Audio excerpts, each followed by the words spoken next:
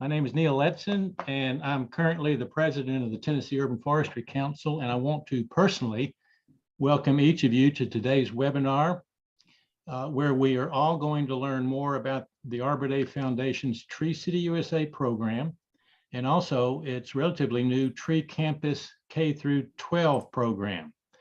And more importantly, we want to present this so that if your community is not participating in either of these programs, you'll learn all the ins and outs about it, of how you can take part of these national recognition programs. For those of you who may be attending for the first time, just want to remind you that this webinar is part of a monthly series of webinars brought to you by the Tennessee Urban Forestry Council and the University of Tennessee's Department of Forestry, Wildlife, and Fisheries, where our sole purpose is to bring you speakers and topics that can help your community here in Tennessee and beyond have healthier and more productive urban trees. Now, before we turn this over to our presenters, I want to remind you of three important things. Number one, this presentation is being recorded. And in about a week, sometime next week, it'll be placed in an archive collection of previous webinars where if you want to look at it again or share this with someone else, you can do that.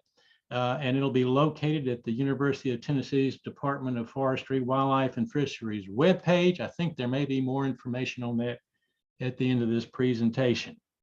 Number two, you may have questions during the webinar. And what we're going to ask you to do is to enter those questions in the chat room. And at the end of the presentations, those questions will be read out and our speakers will have a chance to respond and expand. So please take advantage of that. And then lastly, this presentation has been approved for 1 hour International Society of Arboriculture, CEU. Now you needed to have turned in your certification number and your registration in order to receive credit for that 1 hour CEU, but that's all you'll need to do. We'll send in your name at the completion of the webinar to the International Society of Arboriculture. You don't have to do anything else. So I'm not going to take much more time, and I'd like to introduce our two speakers. Elena Tucker, who is the program manager for the Tree City USA program with the Arbor Day Foundation, and also Logan Donahoe, who is the program manager for Tree Campus K through 12. And I know Logan's coming to us from Durham, where she's given a talk at North Carolina's annual conference. And Alana, I don't know if you're in Nebraska or where you are, but we appreciate y'all taking time out to join us today and share your presentation with us. So with that, Elena and Logan, the floor is yours. Great. Thank you so much, Neil and the team, for having us today. I am going to share my screen during my presentation so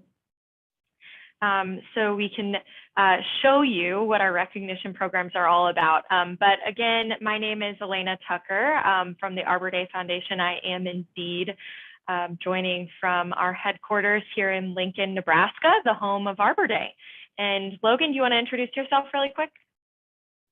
Sure. I am Logan Donahoe, and I work very closely with Elena, and I lead the Tree Campus program. So these now include Tree Campus Higher Education, Tree Campus K through 12, and Tree Campus Healthcare. Yeah, and we'll be sharing a lot more about each of our programs a little bit later. But first, I just wanted to share a little bit of background on what we do at the Arbor Day Foundation. You are probably familiar with us in some way, shape, or form, but we can never remind people enough of our mission, which we hope to make your mission, which is to inspire people to plant, nurture, and celebrate trees. And we were founded in 1972 on the 100th anniversary of Arbor Day. And this was held in Nebraska and is intended to, our foundation continues to bring attention to the importance of planting trees all over the world. And so in our almost 50 years of existence, that will be next year when we celebrate our 50th anniversary, but we have planted over 300 million trees in neighborhoods, cities, and forests around the world. And our vision is very simple, and we just adopted this last year to kind of catch up to what we know is a changing climate. And so we aspire to lead toward a world where trees are used to solve issues critical to survival by relentlessly delivering value. And our recognition programs are one way that we do that. So here you see in a city or a community how all of our recognition programs kind of tie together in building a ecosystem of urban and community forestry champions. And each of these 5 recognition programs provides a framework for success for their champions. And each of the programs is driven by a really unique set of standards that each of the entities must fill, but yet the standards really, you'll see this a little later, they really are the same principles for all of our programs. And we try to develop and design these standards to be both rigorous and stretchy for some communities, but also inclusive. So they're not too hard to achieve for cities regardless of size, or campuses regardless of size. And our smallest Tree City USA to date is the town of Sibley, North Dakota, with 19 people in their community, but yet they also have met this standard for many, many years now, and as well as New York City, the largest city in the United States. So it's an inclusive program that we hope to continue to grow and expand to all sorts of communities and entities. And Logan will talk more about our newest program a little bit later. And so here you can see each of the principles that we have embedded in the standards for our programs. And you can see that they're really designed to fit each of those communities and what resonates to them. And so, for example, in our Tree Campus Higher Education program, we ask communities to do a service learning project on their campus, whereas in other programs, it's a community forestry project. And then the most kind of obvious is our Arbor Day observance for across all of our programs. That's our hallmark of each of our recognition programs. And so here is, you probably recognize this shape. This is the shape of your great state of Tennessee. And we've been diving into mapping recently at the foundation to learn more about how our recognition programs are impacting communities at the state level.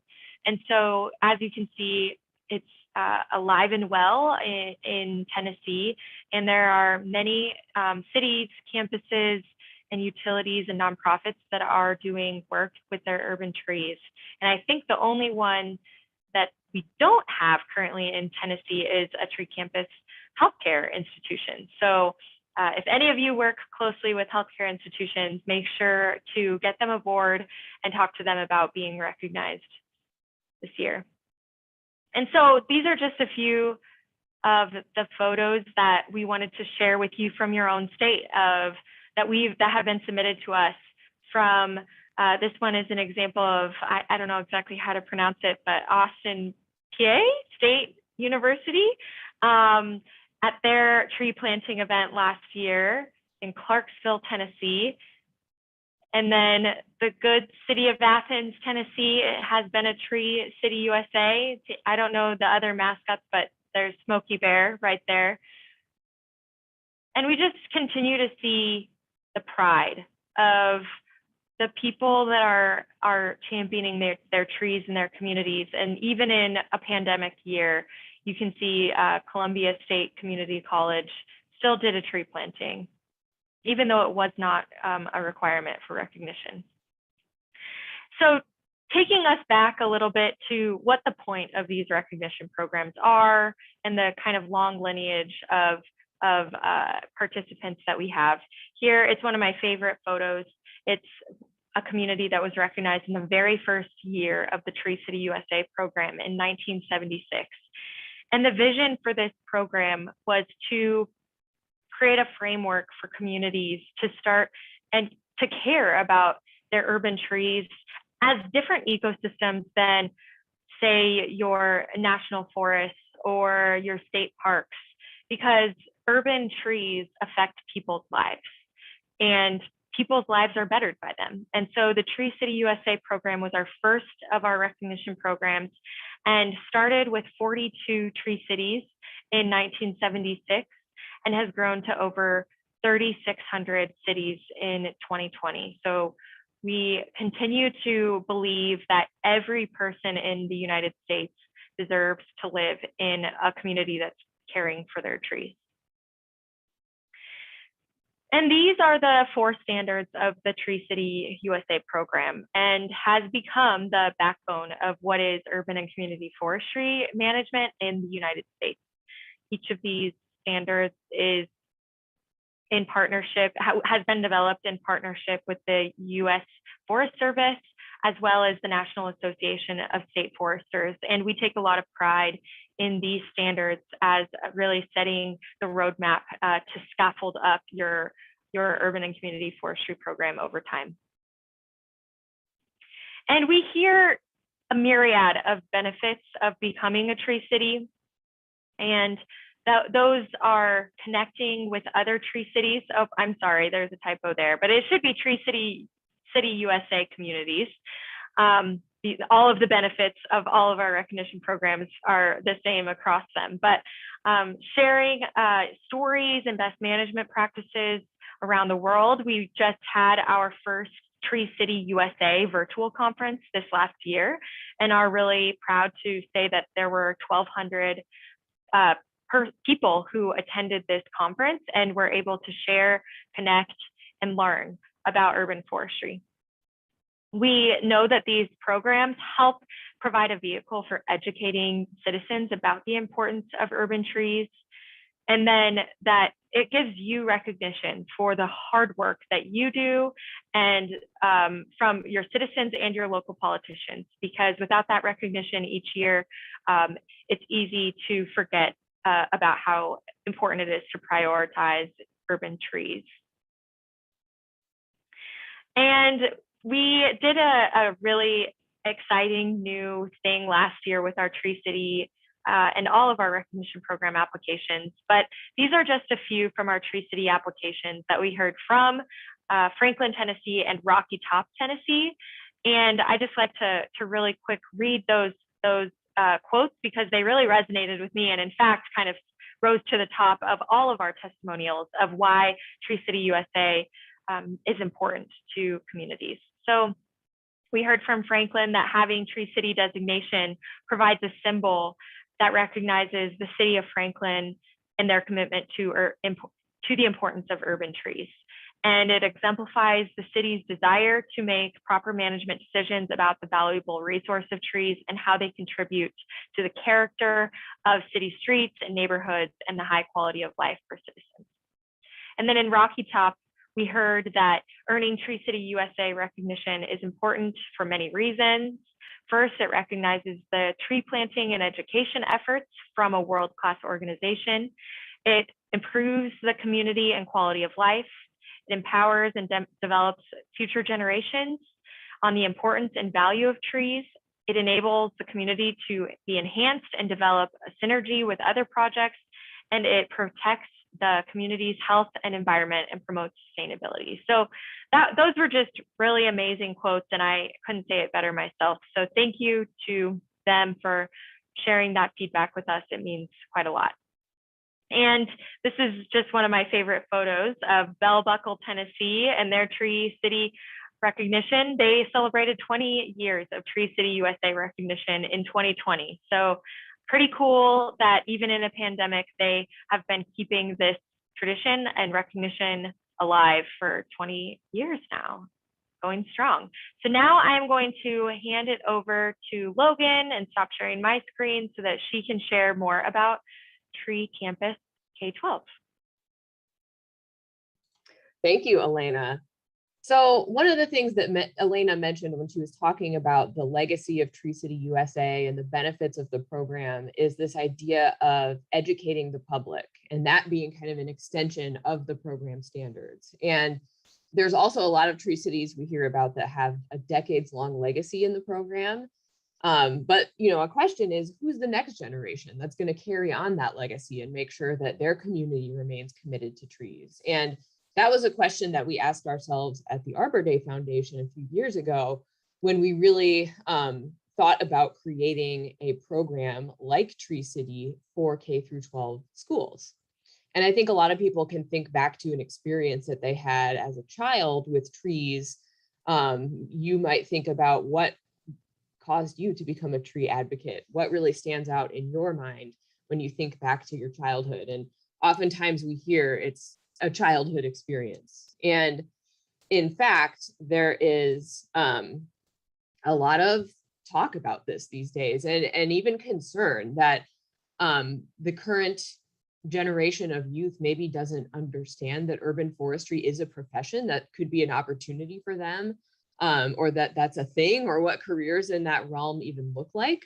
And there's concern that, will there be enough arborists to meet the growing demands of things like pests impacting tree populations and climate change and all of that? So this is a very real issue that I think a lot of people feel concerned about.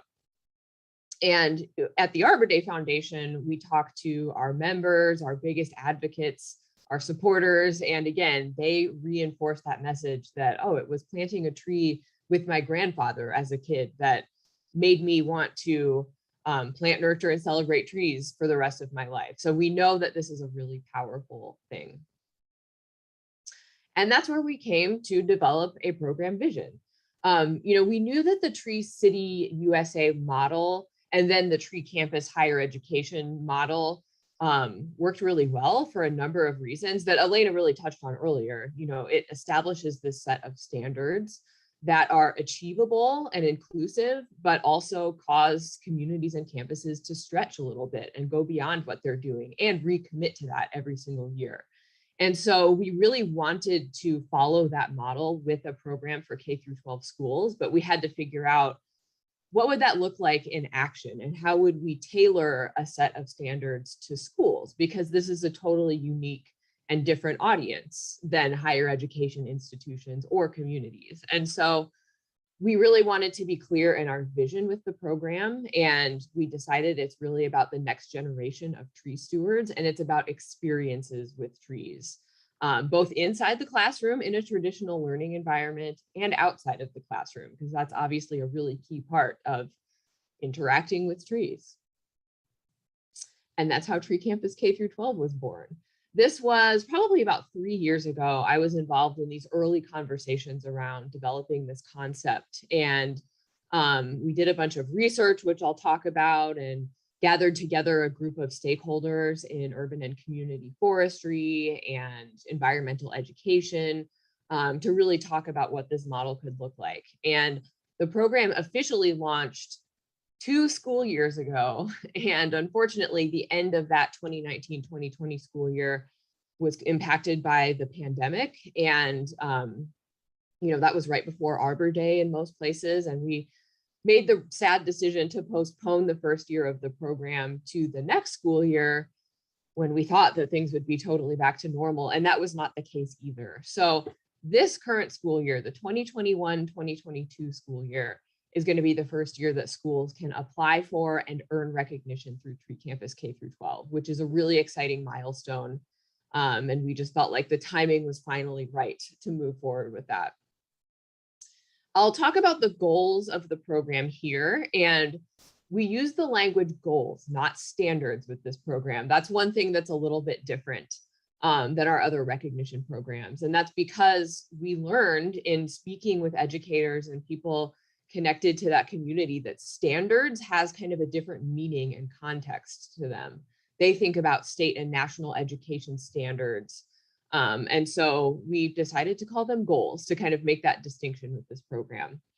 But at a high level, having a Tree Campus team And that really ties back to all of our other recognition programs, that authority that's making sure that the rest of the standards get fulfilled throughout the rest of the year is in place. And we hope that this includes staff, students, people from the community, maybe volunteers like parents. We always want these to be cross-functional teams. We ask that they have an education plan. So this is writing down, how are you going to learn about trees this year? It could be traditional classroom curriculum, or it could be some sort of experience that you're having with bringing someone in from the community to talk about their career in trees. We want to be really flexible with this one, but it's about kind of planning what you're going to do and committing to it and doing it. And we also encourage schools to, think outside the box. A lot of people are learning about trees in a science class, but it doesn't have to be tied to a specific subject. It could be, writing poetry about trees in a language arts class or something like that. The next one is about having a hands-on experience, getting out, experiencing trees firsthand, obviously so important. And then finally, an Arbor Day observance, which, as Elena mentioned earlier, we're all about that. It's part of all of our recognition programs. And it's something that a lot of schools are doing on a regular basis anyway. So to look at each of these, just kind of to put some color around each of these goals, we conducted a pilot of the program 2 years ago, where a handful of schools from around the country basically committed to fulfilling the 4 goals of the program and giving us feedback on those so that we could refine them before we were ready to fully launch. And so these case studies are some learnings from that pilot experience. But at South Grand Prairie High School in Texas, there is a club called the Kindness Club. And they're all about, extending their mission of kindness and inclusivity around the school. And they, for Arbor Day, ended up doing a celebration where they invited some students from a local elementary school to come be part of their Arbor Day celebration. And they set up this Lorax themed photo booth. So cute.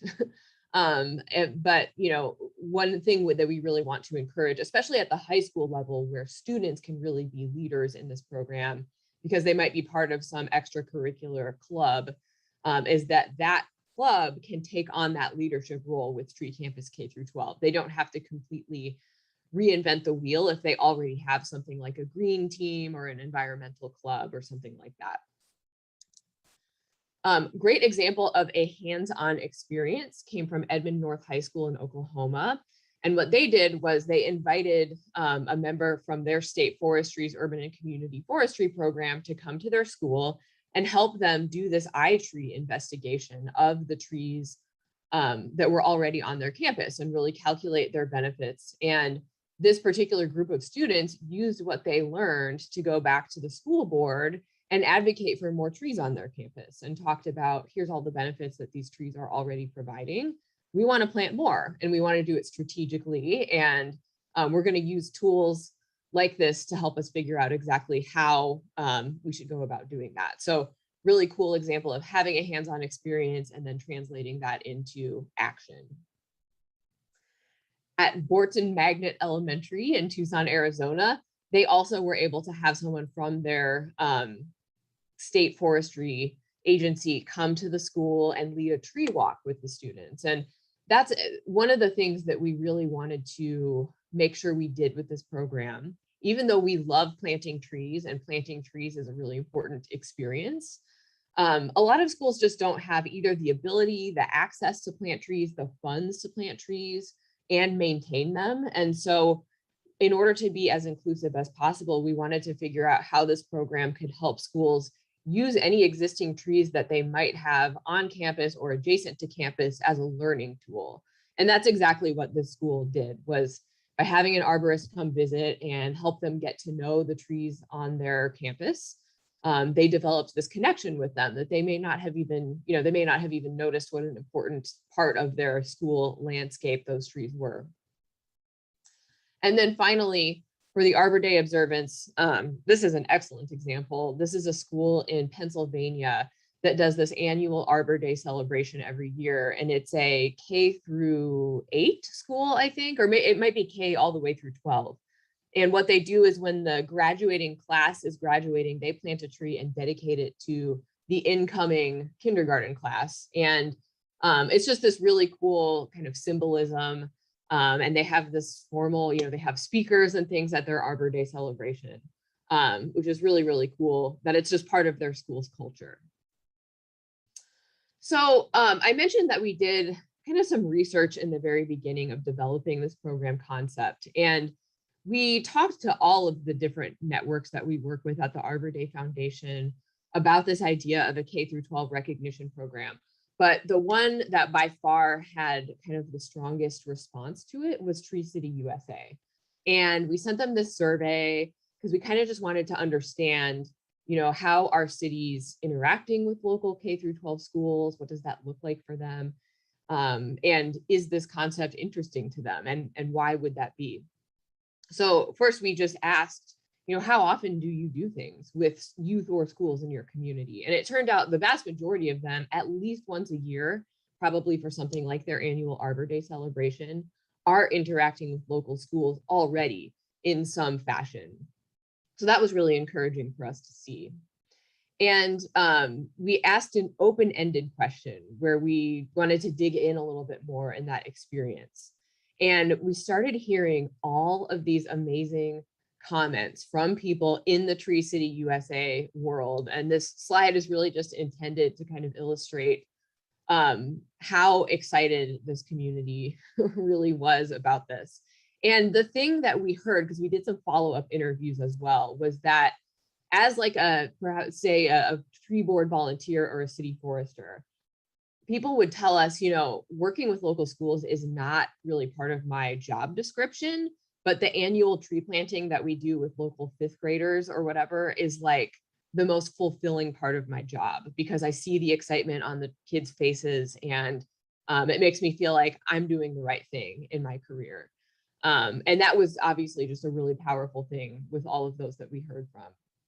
And so we also asked this question about, if we launched this recognition program, what would you see as the benefits to your community tree program? Because we want to make sure that our recognition programs, if you think back to that kind of ecosystem that Elena shared, where there's multiple different recognized entities in the same community, we want them to all lift each other up and serve as tools for collaboration and to really kind of open those pathways. And so it was interesting, the number one thing that the Tree City community said was a partnership with a local school helps to increase awareness of our city tree program.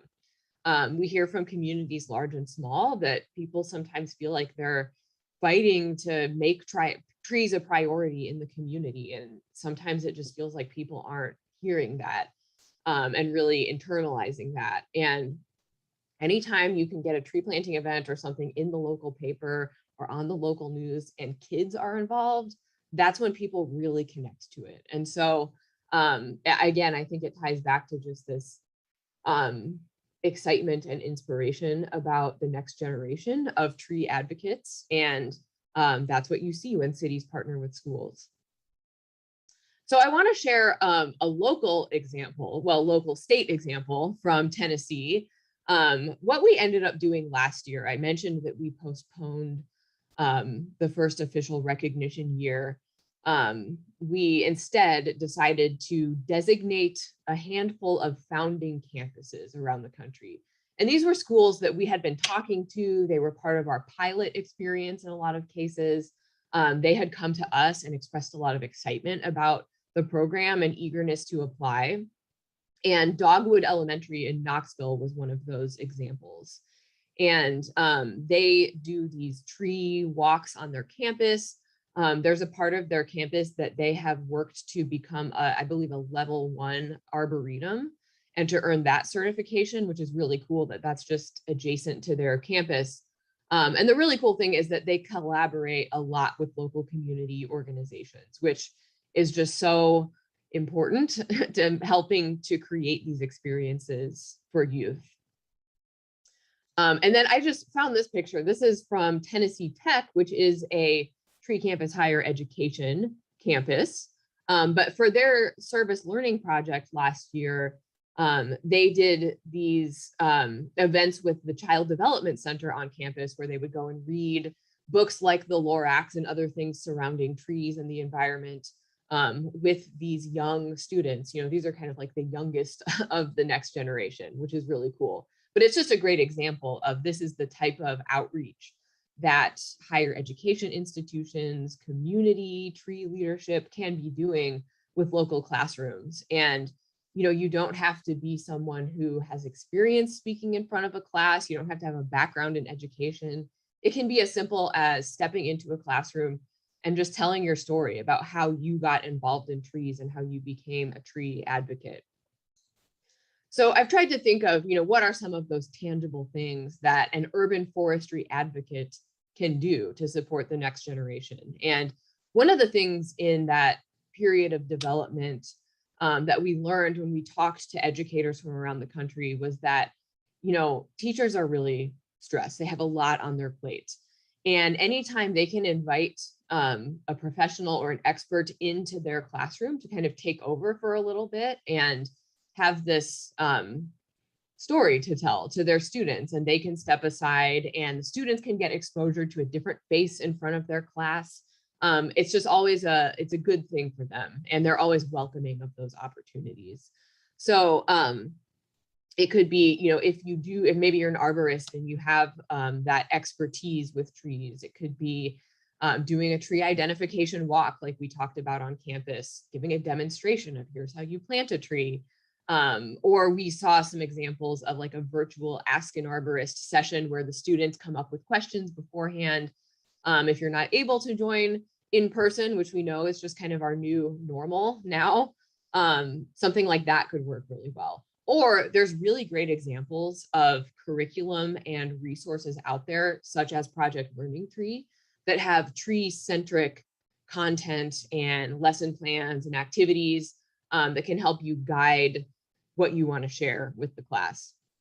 And I mentioned this too, but at the high school level, oftentimes this looks like working with a group of student leaders instead of directly with the teacher that are, you know, helping their school celebrate Earth Day or Arbor Day. And how could you get involved with a group like that? And then finally, we hope that the Tree Campus K-12 framework of the 4 goals is helpful in this process as you're trying to connect with schools. You know, if you're going into a classroom or doing some sort of tree walk or something like that, you're already helping that school fulfill 1, if not 2, of the 4 program goals. And so you're already helping them along the path of earning the special recognition. And, you know, this hasn't happened yet, but we believe that schools are just going to be so excited to earn this recognition and fly that Tree Campus K-12 flag on their flagpole. And, you know, in this school year, be among the first around the country to earn this special recognition, which is really cool. I also wanted to mention on the Tree Campus K-12 website, which is treecampusK12.org, that's the shortcut, we have this learning hub, which is where we made an attempt to curate the best resources that are out there that are tree-centric. So we've got Project Learning Tree stuff linked on there, as well as a number of other resources and different types of resources and different sources of those resources that span all different types of subject matter. So if you're looking for some inspiration, if you're connecting with a classroom or a school, there's some hopefully inspirational things here that could at least serve as a jumping off point. And same thing for teachers. If you hear from a teacher that they're looking for a tree related activity, this could be a really good starting point. And it's right there on the Tree Campus K-12 website. The one other thing I just wanted to mention before we close it out and open it up for questions is this program is unique in that it's going to follow the school year instead of the calendar year. So it's the beginning of the school year. Schools can apply at the end of their school year and talk about how they fulfilled the 4 goals of the program. But this fall is a really important time in that we want them to know about it so that they can work towards fulfilling the 4 goals this school year, and then again, applying at the end of the year. So that's what the timeline will look like. If you know a school that might be interested, there's resources on the Tree Campus K-12 website, and there's just a nice PDF that's a nice program overview that you could share with them, and lots more information on the website as well. Okay, I am going to leave it at that. And I'll stop sharing here. And if anyone has any questions, you are welcome to ask them now. Okay, Christy, do we have anything in our chat box? If not, I've got some questions.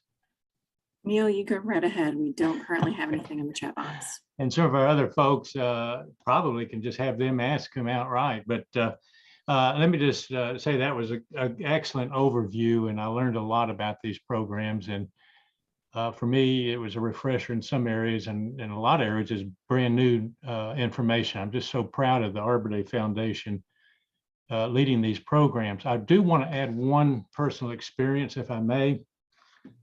And my experience, Elena, is basically with the Tree City USA program, but there was another benefit that I saw working with communities, and I would think it would apply to the other programs as well, and that's that the community aspect. You know, we live in a world with a lot of divisions and separations, and we find ways to disagree with each other, but I never saw that with a tree board or a community tree program when it was centered around improving the trees in that community for people. In fact, it never came up, and you would see people from different backgrounds, wealth, demographics, races, political, and they were all working shoulder to shoulder to build a community tree program in unity. And so to me, it meant that these programs can strengthen community, citizenship, and being good neighbors with each other and working together. And I hope y'all understand that, because I know that's important to me, and I think that we need that right now. But anyway, that's just one little feedback for y'all. I may not get a chance to offer any more the feedback again, so I just took that advantage. But I do have some questions, unless you want to comment on that. I would just like to say thanks for saying that, because you know, we don't get to sit at tree board meetings with leading these programs very often, and so when we hear from people like you about what it's like to be in tree board meetings and just your many years of experience within communities that benefit from trees, that means a lot to us. And we sure hope that we've created through, you know, tree boards are kind of a invention really of this program. And so the fact that tree boards exist, or advisory boards or groups like that can take hold and root in communities is important, because then it gives community members a position, a seat at the table to have an influence in their urban forest. So that's what we love about that standard is it's not about being perfect managers of the urban forest or never removing a tree. In fact, removing trees, as we all know, is super important for the management of the urban forest. But it's about being able to have a voice in what happens with the urban forest. So thanks, Neil. Absolutely. Okay. Let me ask a couple of things. Y'all gave some information on Tennessee. We have 46 Tree City USAs, and we got some of the campus certifications and no healthcare facilities. But I want to look at the Tree City USA right now. 46 Tree City USAs out of 346 incorporated towns and cities. That's a little over 10%, but it's almost 60% of the population. So it tells me that we're heavily weighted and represented on the highly populated urban areas, and we're probably underrepresented on the mid and smaller towns. And that's an issue that we're trying to grapple with here with the council and our programs. How do we reach small communities that don't have much money and many resources to get them involved in a community tree program? Or I'm going to ask both of y'all, how would y'all respond to that? Reaching the lesser wealthy towns and smaller communities. That's a great, I'll take a stab at this first.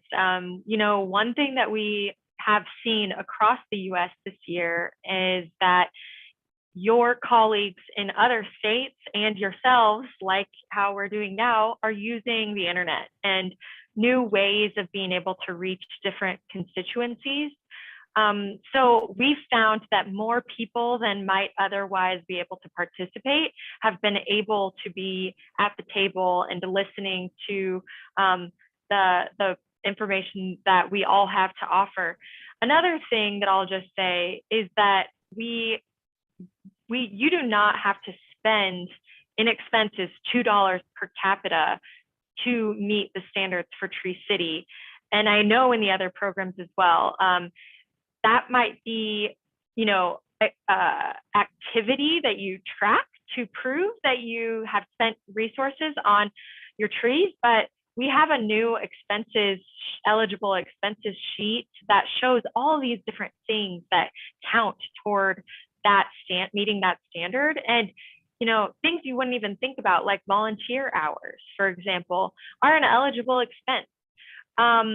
In-kind donations of time and resources, equipment, things like that can be counted toward it. So what I'm trying to get at is yes, the city might be applying for recognition, or the town or borough or village, but really it's always, in almost every case, there are more partners than just the city doing the work to earn that recognition. And so I guess what I would say to smaller communities that might not think that they can earn recognition is to just you know, work with us and work with the states to figure out how to apply for our programs, because there's almost always a way. Like I said, Sibley, North Dakota, a town of 19 people, earns recognition every year. And so there is almost always a way to do that. Great. Thank you. Logan, what about our healthcare opportunities? How do we get our first one in Tennessee? Great question. I know Nashville is a big healthcare town. There's lots of organizations headquartered there and things like that. You know, it's interesting. There's 24 Tree Campus healthcare institutions around the US, which is in now the second year of the program. And they all connected with the program in a variety of different ways. In some cases, it was someone from like the Tree City or a local Tree Campus that got connected with them and said, hey, you should do this. You know, you may have a healing garden or a beautiful park-like space with trees on or adjacent to your campus that you're managing. And that's a really important part of our community tree canopy. And so it's just kind of finding the right person and tipping them off to that. There's some other networks that we work with too with that program. One is the Professional Grounds Management Society, and the other is Practice Green Health, which is a network of hospitals around the country that are committed to sustainability.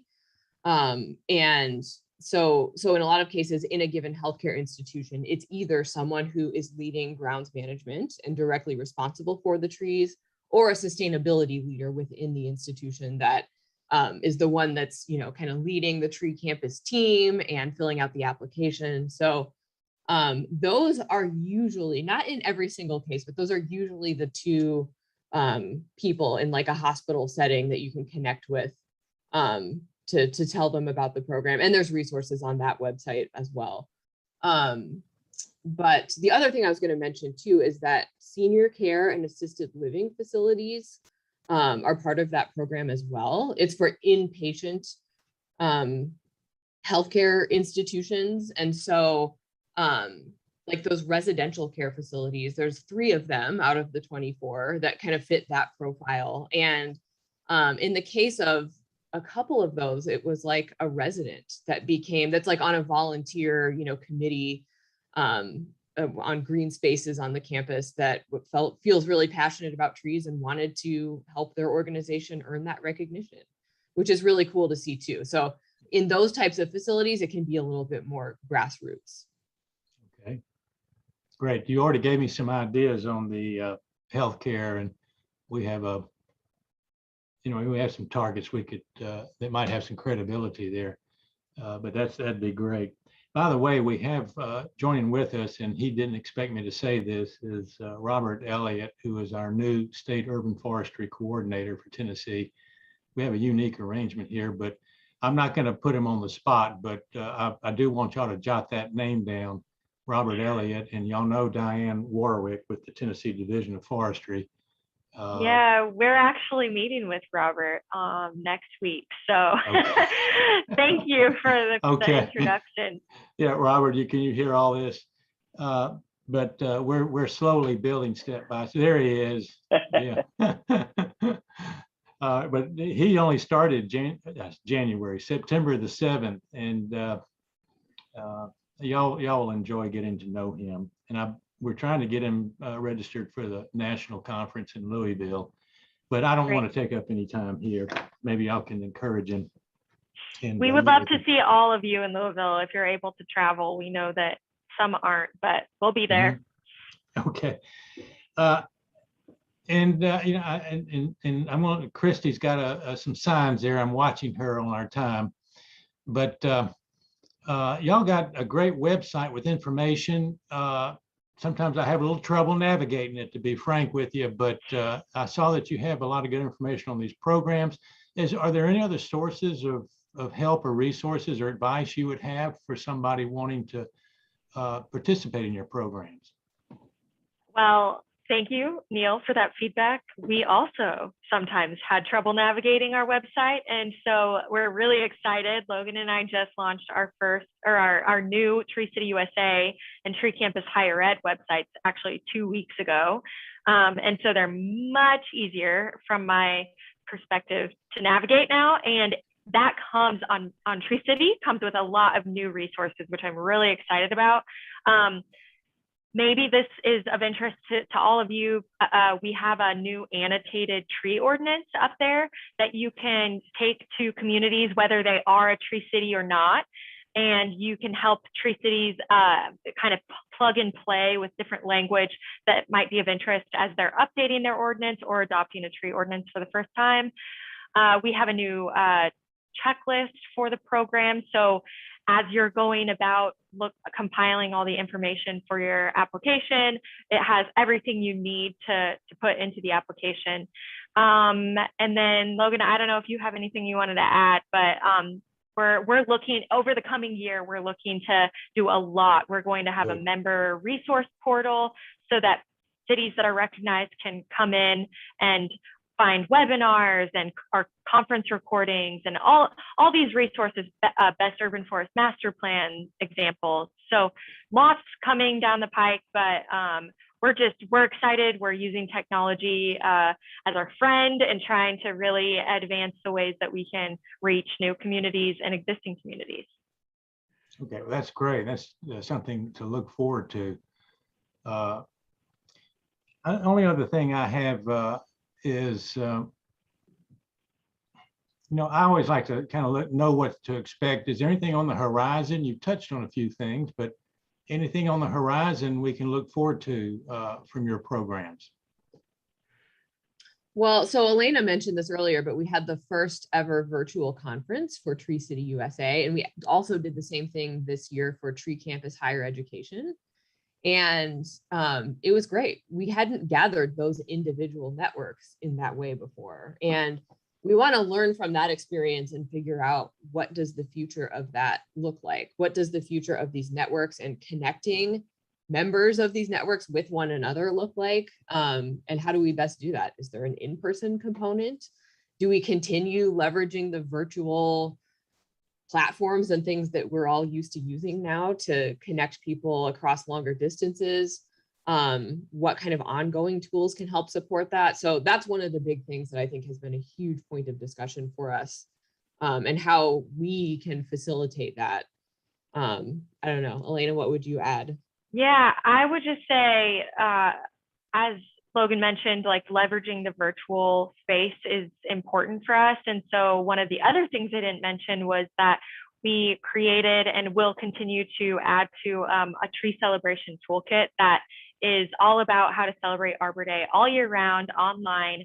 And obviously the pandemic kind of encouraged us to start thinking about that, but I think it'll continue to be utilized. So we'll be building more digital things out that cities and campuses can use to celebrate their trees and show their recognition digitally, and that's really exciting. And then I think I did mention this, but it is our 50th anniversary and the 150th anniversary of Arbor Day as a holiday next year. And so just be on the lookout for things from the foundation. It's going to be a year of celebration, and we, as we have in the past, will bring along all of our recognized communities with us in celebrating trees all year long. So, yeah. All right. Well, I want to thank both of you again for an outstanding presentation and the update and information. As I said, it makes a difference. The Arbor Day Foundation, in my judgment, is the finest and the leading national nonprofit urban and community forestry organization that we have. And it's nice to see that y'all are leaning forward in so many areas, and we just look forward to continuing to benefit from your programs. Thank you so much for having us, Neil. And we echo that.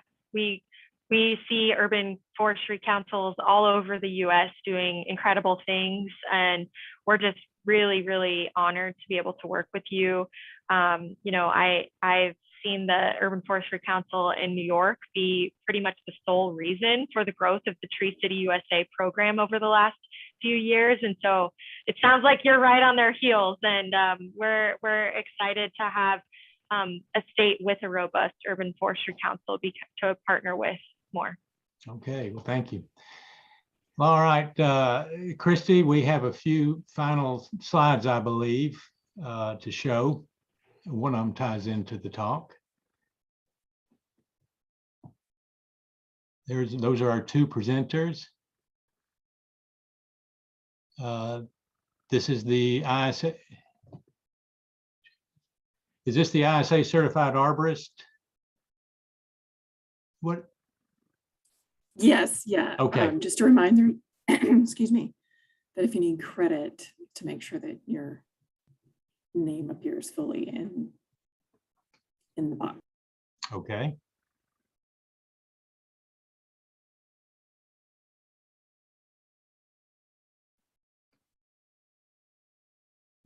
All right. Now we're going to have a little bit of delay. Did you get my slide with Diane? There you go. Okay. Christy has never made a mistake, and I'm trying to catch her on something, but we're still looking. This for those of y'all that in Tennessee that would like some more support with your participation in the programs we've learned about, you need to contact Diane Warwick with the Tennessee Division of Forestry. I'm going to leave her email address up there a bit and her phone number. She is our point person with the Arbor Day Foundation in our state, very familiar with these programs, and it's a priority of hers to assist you. So make sure if you're interested in joining in with these programs, contact Diane. She's a great person to work with.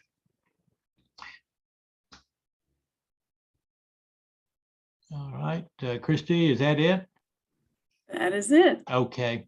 I will announce, and I haven't talked to Christy, we're not going to have a webinar next month. The Tennessee Urban Forestry Council has decided to change its conference to a virtual conference. And Christy, we're going to have to devote all of our energy on that. And we're going to use another platform, but we will reconvene these in partnership with the Department of Forestry and Wildlife and Fisheries in the future. And if you have any ideas, suggestions, please, for topic speakers, please let us know. So with that, thank you for joining us, and thank you again to our speakers, and everybody have a great rest of the day and weekend. Thank you. Thanks for having us. Thanks, everyone. Thank you.